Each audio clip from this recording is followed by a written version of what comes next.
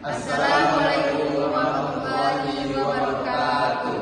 Baiklah, kami beranggota 3 orang, termasuk saya sendiri Suselia Kalista dan rekan saya Cahyo Yulianto dan saudara Alfi. Jadi di sini kami ingin mempresentasikan hasil kerja kelompok kami SPSS.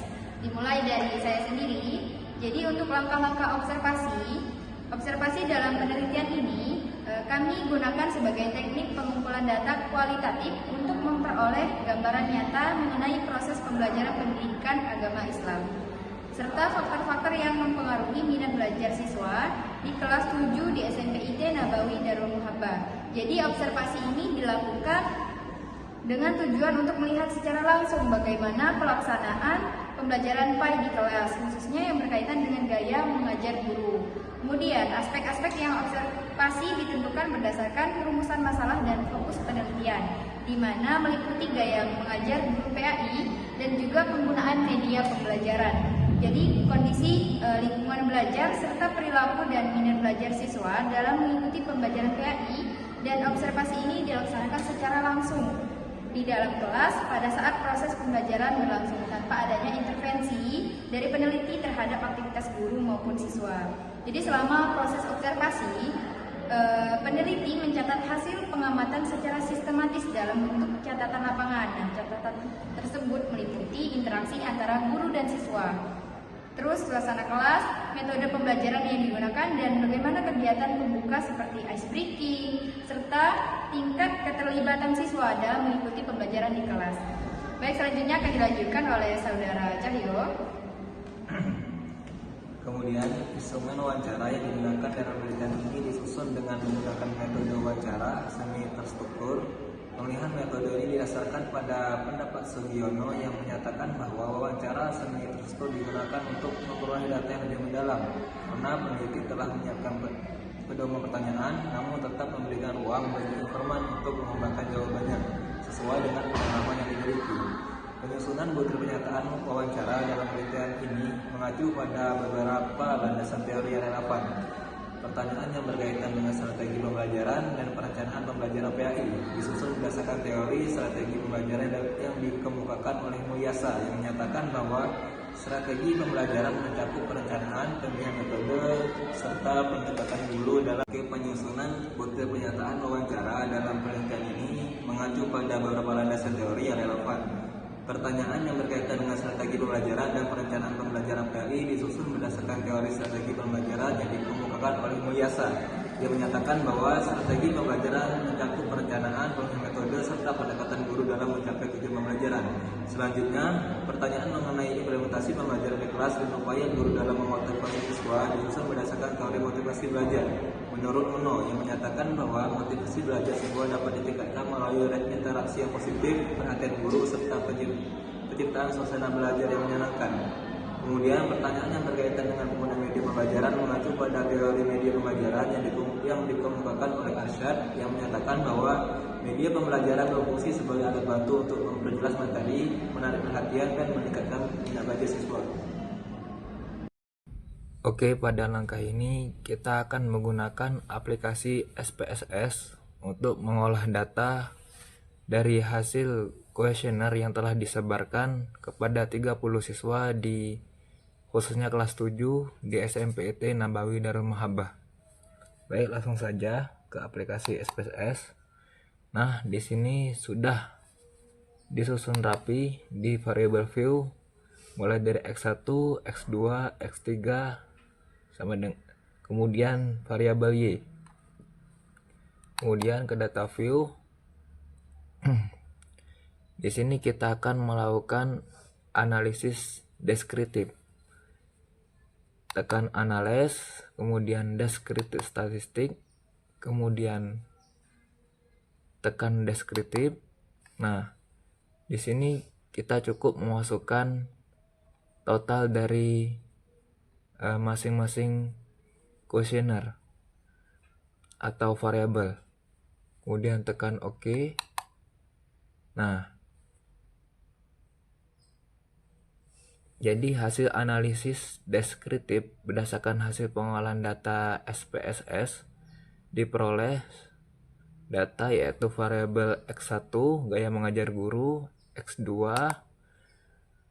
penggunaan media pembelajaran, X3 lingkungan belajar, dan Y yaitu minat belajar. Gaya mengajar guru X1 memiliki nilai rata-rata MEAN sebesar 19,83 dengan standar deviasi yaitu 2,949, menunjukkan bahwa gaya mengajar guru tergolong baik dan relatif merata antar responden. Nah, kemudian X2 penggunaan media pembelajaran memiliki rata-rata MEAN 18,93 dengan standar deviasi 2,559 yang menunjukkan bahwa pemanfaatan media pembelajaran sudah cukup baik meskipun masih terdapat sedikit variasi di antara responden. Kemudian di variabel X3 yaitu memiliki rata-rata MEAN 18,83 dengan standar deviasi 2,890 yang menandakan bahwa lingkungan belajar di SMPT Nabawi Darul Mahabah cukup kondusif untuk mendukung proses pembelajaran. Nah, kemudian di variabel Y, minat belajar siswa memiliki rata-rata MEAN 19,27 dengan standar deviasi 3,423 yang menunjukkan bahwa secara umum minat belajar siswa terhadap mata pelajaran PAI berada pada kategori baik walaupun masih ada perbedaan tingkat minat antar siswa. Nah, jadi secara keseluruhan hasil deskriptif ini menunjukkan bahwa keempat variabel berada pada kategori tinggi.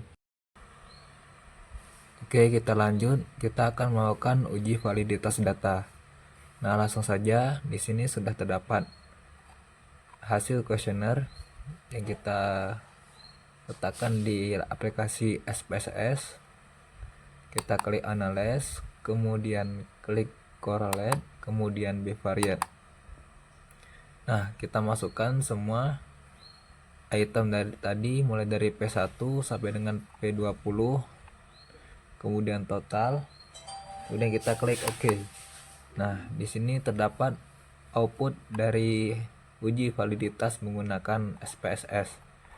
Oke, kita kembali ke persyaratan uji validitas, yaitu ada dua syarat. Yang pertama, membandingkan nilai R hitung dengan R tabel, dan yang kedua, nilai signifikan harus lebih kecil dari 0,05. Baik, di sini kita mendapatkan kesimpulan berdasarkan hasil uji validitas menggunakan korelasi Pearson dengan bantuan SPSS terhadap 30 responden, dapat disimpulkan bahwa sebagian besar butir pernyataan dalam instrumen penelitian dinyatakan valid karena memiliki nilai signifikasi lebih kecil dari 0,5 dan koefisien korelasi R hitung yang memenuhi kriteria dibandingkan R tabel. Dengan demikian, instrumen penelitian ini layak digunakan sebagai alat pengumpulan data meskipun terdapat beberapa butir yang memiliki korelasi rendah dan perlu direvisi atau dipertimbangkan kembali. Oke, sekarang kita akan melakukan uji reliabilitas data. Oke, langsung saja kita klik analyze, klik scale, kemudian reliability analysis. Kemudian kita masukkan semua item tadi kecuali total. Kita klik statistik, kemudian centang scale if item deleted. Klik continue. Kemudian klik OK. Nah, di sini sudah terdapat hasil output dari uji reliabilitas menggunakan SPSS. Kita kembali ke persyaratannya, yaitu nilai Cron batch plus alpha harus lebih besar dari 0,6. Nah, jadi kita dapat disimpulkan bahwa berdasarkan hasil uji reliabilitas menggunakan SPSS diperoleh nilai Cron batch alpha sebesar 0,833 dengan jumlah item sebanyak 20 butir pernyataan. Nah, nilai tersebut berada di atas batas minimal yang umum yang digunakan, yaitu 0,70 atau 0,6 sehingga dapat disimpulkan bahwa instrumen penelitian memiliki tingkat reliabilitas tinggi.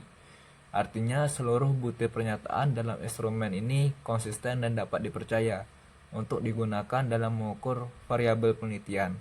Dengan demikian, instrumen layak digunakan sebagai alat pengumpulan data karena mampu memberikan hasil yang stabil dan tidak berubah-ubah ketika digunakan pada kondisi yang sama. Oke, sekarang kita lanjut ke uji korelasi data. Nah, di sini di aplikasi SPSS sudah terdapat data yaitu variabel X dan Y. Baik, langsung saja kita klik Analyze, kemudian Correlate, kemudian Bivariate. Nah, kita masukkan semua variabel yaitu variabel X dan Y. Kita klik OK. Nah, di sini sudah terdapat hasil output correlation dari aplikasi SPSS. Jadi dapat disimpulkan berdasarkan hasil uji korelasi person menggunakan SPSS terhadap 30 responden diperoleh gambaran hubungan antara variabel X1, X2, X3 dengan variabel Y, yaitu menunjukkan bahwa variabel X1 memiliki hubungan positif dan signifikan dengan variabel Y dengan nilai koefisien korelasi sebesar 0,589 dan nilai signifikansi 0,001. Ini berarti bahwa semakin tinggi nilai X1 maka nilai Y juga cenderung meningkat. Nah, hubungan ini tergolong cukup kuat dan bermakna secara statistik. Selanjutnya yaitu variabel X3 juga memiliki hubungan positif dan signifikan dengan variabel Y yang ditunjukkan oleh nilai korelasi sebesar 0,399 dengan nilai signifikasi 0,029 lebih kecil dalam kurun lebih kecil dari 0,05. Hal ini menunjukkan bahwa variabel X3 turut berperan terhadap perubahan pada variabel Y. Nah, meskipun kekuatan hubungannya lebih lemah dibandingkan X1. Kemudian ke variabel kedua tidak menunjukkan hubungan yang signifikan dengan variabel Y. Hal ini terlihat dari nilai korelasi yang sangat rendah yaitu min 0,065 serta nilai signifikansi yaitu 0,734. Artinya perubahan pada variabel kedua tidak berkaitan secara nyata dengan perubahan pada variabel Y. Baik, untuk selanjutnya ialah data kualitatif. Pertama ini ialah identifikasi tema utama. Berdasarkan hasil wawancara, beberapa pernyataan guru dikelompokkan menjadi beberapa tema utama yang menggambarkan faktor-faktor yang mempengaruhi minat belajar siswa terhadap mata pelajaran KAI. Lalu untuk selanjutnya pernyataan guru. Pertama ini strategi pembelajaran menggunakan PSE atau pembelajaran sosial emosional yang menekankan aspek akademik dan karakter. Yakni kode awalnya atau open codingnya strategi pembelajaran humanis. Lalu untuk pernyataan guru selanjutnya, guru memulai pembelajaran dengan menanyakan kabar, kondisi siswa dan perhatian pribadi lainnya. Lalu open codingnya pendekatan persuasif dan empatik. Lalu untuk selanjutnya membuat dinamika kelompok untuk memecahkan masalah bersama. Lalu open codingnya ialah kolaborasi dan diskusi kelompok. Lalu untuk terakhir pernyataan gurunya ialah metode utama yang digunakan adalah ceramah, diskusi dan kerja kelompok, yakni open codingnya metode ceramah dan diskusi. Nah, lalu untuk selanjutnya pengelompokan tema atau actual coding. Setelah dilakukan pengkodaan awal, tema-tema tersebut dikelompokkan menjadi beberapa kategori besar yang mempresentasikan faktor-faktor yang mempengaruhi belajar siswa. Yakni kategori utama gaya mengajar guru, lalu untuk hasil codingnya metode ceramah, diskusi, kerja kelompok. Dan penjelasan singkatnya ialah guru menggunakan metode yang bervariasi agar siswa aktif dan memahami materi. Untuk selanjutnya ialah kategori utamanya ialah pendekatan sosial emosional. Untuk hasil codingnya menanyakan kabar siswa, perhatian emosional, dinamika kelompok, dan lalu penjelasan singkatnya PSE membangun hubungan positif antara guru dan siswa sehingga siswa merasa dihargai. Lalu untuk selanjutnya ialah pendekatan persuasif dan individual. Untuk hasil codingnya solusi personal untuk siswa yang kesulitan, dan penjelasan singkatnya ialah guru memberi perhatian khusus pada siswa dengan kesulitan belajar. Nah, ini selanjutnya ialah interpretasi tematik. Dari hasil pengelompokan tema di atas dapat disimpulkan beberapa tema utama yang menjelaskan faktor-faktor kualitatif yang mempengaruhi minat belajar siswa terhadap PAI di SMPIT Nabawi Darul Mahabbah. Yang pertama ia pendekatan sosial emosional, lalu selanjutnya gaya mengajar guru yang interaktif melalui ceramah, diskusi, dan kerja kelompok. Lalu perencanaan pembelajaran yang matang, terutama kegiatan awal seperti ice breaking dapat membangun suasana belajar yang menyenangkan. Lalu untuk selanjutnya adalah integrasi temuan. Hasil penelitian ini menggabungkan dua pendekatan, yaitu kuantitatif dan kualitatif, untuk memperoleh gambaran yang lebih komprehensif tentang faktor-faktor yang mempengaruhi minat belajar siswa terhadap mata pelajaran pendidikan agama Islam di SMPIT Nabawi Darul Mahabbah. Secara kuantitatif, hasil analisis korelasi menunjukkan bahwa gaya mengajar guru memiliki hubungan yang signifikan dan positif dengan minat belajar, yakni R 0,589, SIP-nya 0,001 lebih dari 0,005. Maka dari selanjutnya ialah kesimpulannya. Faktor dominan yang mempengaruhi minat belajar berdasarkan hasil analisis data kualitatif dan kuantitatif dapat disimpulkan bahwa faktor dominan yang mempengaruhi minat belajar siswa terhadap mata pelajaran pendidikan agama Islam kelas 7 di SMPIT Nabawi Darul Mahabbah adalah gaya mengajar guru dan lingkungan belajar. Faktor gaya mengajar guru memiliki hubungan yang paling kuat dengan minat belajar. Mungkin itu saja yang dapat saya sampaikan. Saya kembalikan ke moderator. Baik, mungkin itu saja yang bisa kami presentasikan hasil kerja kelompok kami.